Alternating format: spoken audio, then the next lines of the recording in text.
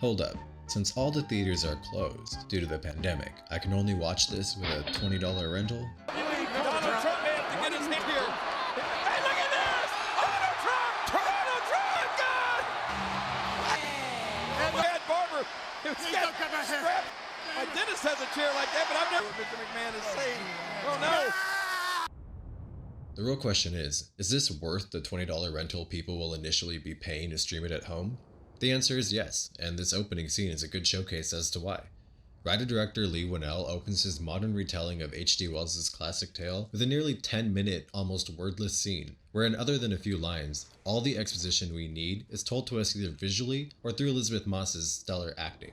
Smart direction goes a long way throughout the movie, with Whannell proving he's a master of show, don't tell.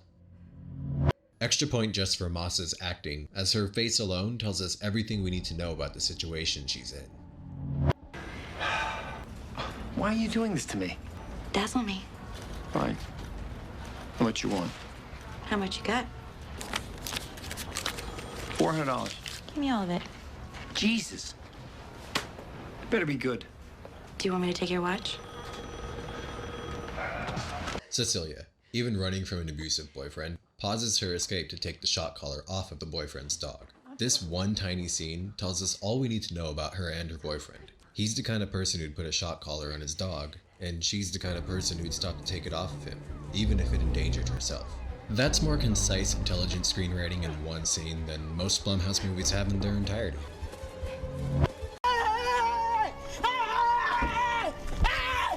Why are you running? Why are you running? What the hell we gonna do now?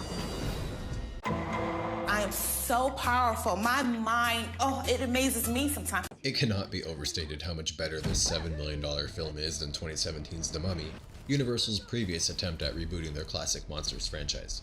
That $125 million misfire was supposed to start a new series of Universal monster movies branded the Dark Universe, but Universal chose to abandon it after it flopped and instead give producer Jason Blum a shot at a Universal monster. Blum gave Leigh Whannell free rein to do what he wanted within a set budget, and Whannell pitched his take on the Invisible Man. I don't want it. I never wanted it. I never asked for it. I don't want it.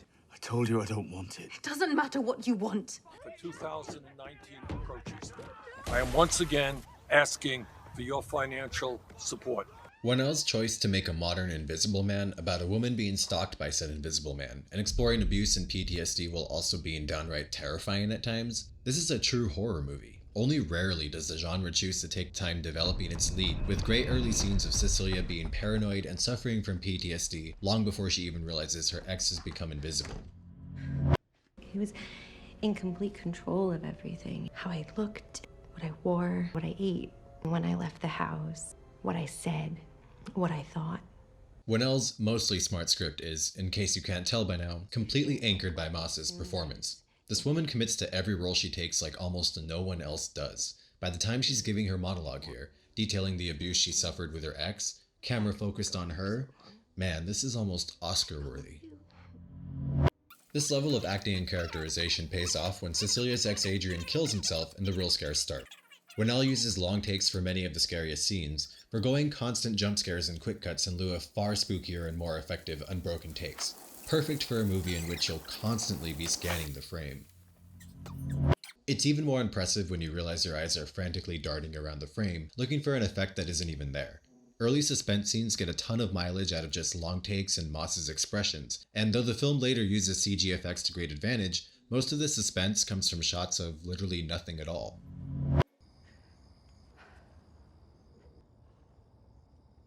This little invisible breathing scene is so cool. This is the kind of creepy ass horror shit I sign up for as a horror fan. Wow. But now the masterclass first act of this film is over, and the trouble with the plot starts to rear its head. You have to suspend a huge chunk of disbelief to get past several of this movie's rather large plot holes. The first issue I had with the movie came from this scene, where Cecilia unzips her portfolio only to discover someone has taken the pages she had inside out. And of course, we've seen the trailers, we know who it is. But while I can buy the Invisible Man creeping around the house at night as he did the scene before, now I have to buy that he's also so silent he can move around and go through Cecilia's things without making any noise.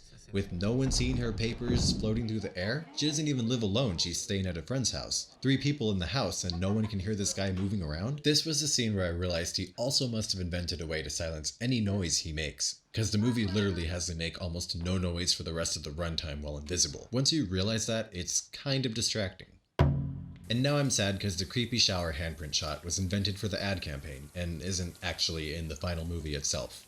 Boo. He has figured out a way to be invisible. Say what? Say what?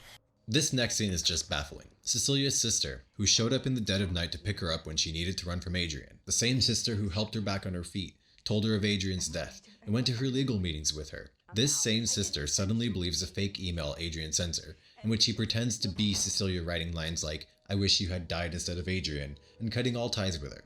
The fact that Cecilia's sister believes this sudden, out-of-nowhere email is just not how normal family members behave. Wait, a smart, clever female horror antagonist who is never once sexualized in the entire film? In this economy? We've traced the call. It's coming from inside the house. A squad car's on the way over there right now.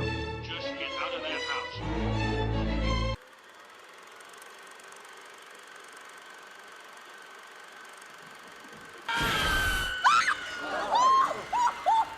Lord have mercy! Damn, this is some scary shit! Oh, I am scared! Brenda is right. This attic scene ends with maybe my favorite scare in the last 10 years of film, when white paint finally reveals the Invisible Man. I said whoa out loud several times during this movie. This is gonna become an iconic horror jump scare the way that one from The Exorcist 3 is. Wow. Kinda weird how Whannell swiped the idea from Courage though. So, the Invisible Man falls off the ladder and runs off while Cecilia jumps down, grabs her knife, and follows him. And I timed it. From the moment she throws paint on him till the exact moment she sees the paint-covered sink is 1 minute, 47 seconds. If the paint showed up on his suit, shouldn't water droplets show up too? You're telling me that in less than 2 minutes he ran to the sink, rinsed off every drop of paint, and dried himself somehow? Where do filmmakers get the nerve to think audiences will fall for stuff like this?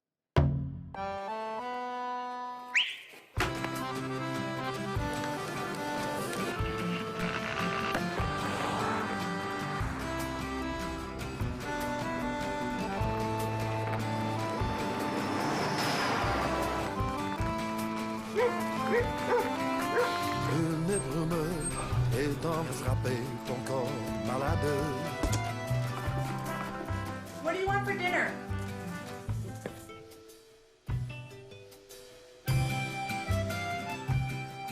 Oh. Well, I can actually forgive that plot discrepancy solely on the strength of this next minute, which is a badass display of how well modern cameras and VFX can handle a subject like an invisible man interacting with real-world objects and people. Wow. Hold up. She calls an Uber and it arrives almost instantly. Excuse me, miss, but that never happens. In real life, she would have been killed while waiting as the Uber driver made several wrong turns and looped around the block twice, only to cancel the ride after keeping her waiting an extra 5 minutes. Cecilia decides to go straight back to Adrian's house to investigate, but someone invisible follows her. How is Adrian here so fast? And how did he know she would come straight here in her Uber after being attacked? If this is Adrian's brother, who was later revealed to also have a suit and be working for Adrian, then how did he know she would come here? Has he just been waiting around here? Here we have it, the best whoa moment of the movie. If you haven't seen it yet, don't ruin this moment for yourself. It's a talked about scene for a reason. It's completely shocking and horrific, and for once I can buy that in a loud restaurant, no one can hear Adrian's footsteps or movements. Either way, an invisible man framing someone else for murder? That's good horror. Wow. Really, any scene from the restaurant through the mental hospital is just horror gold. I can see you for what you really are. You're just the jellyfish version of him. Everything but the spine. Okay. Cecilia stashes a pen away and threatens to kill herself and her unborn child unless the invisible man reveals himself, which he does. Mental facilities are usually locked up tight, including her room itself. So has Adrian or his brother just been standing in here watching the whole time? Not eating? Silent? Moving out of her way for now? What the fuck?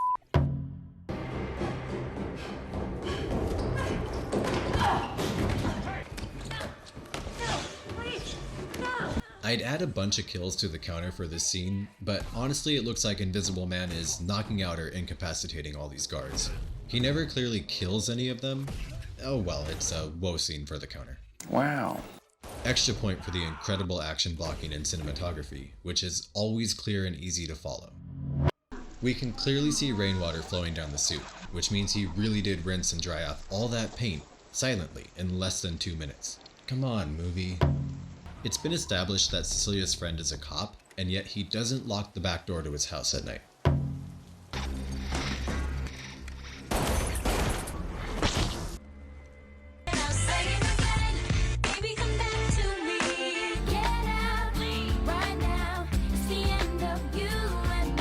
So here we have it. Cecilia excuses herself to the bathroom, puts on a suit off-screen, and kills Adrian. A suit sized for Adrian fit her and turned on just fine?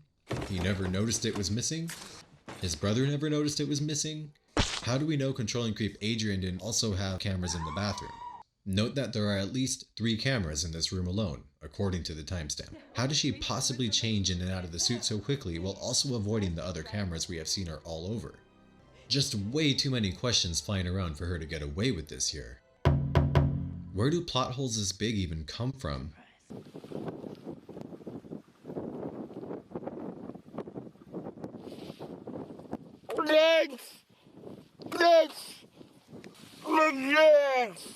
Oh, right.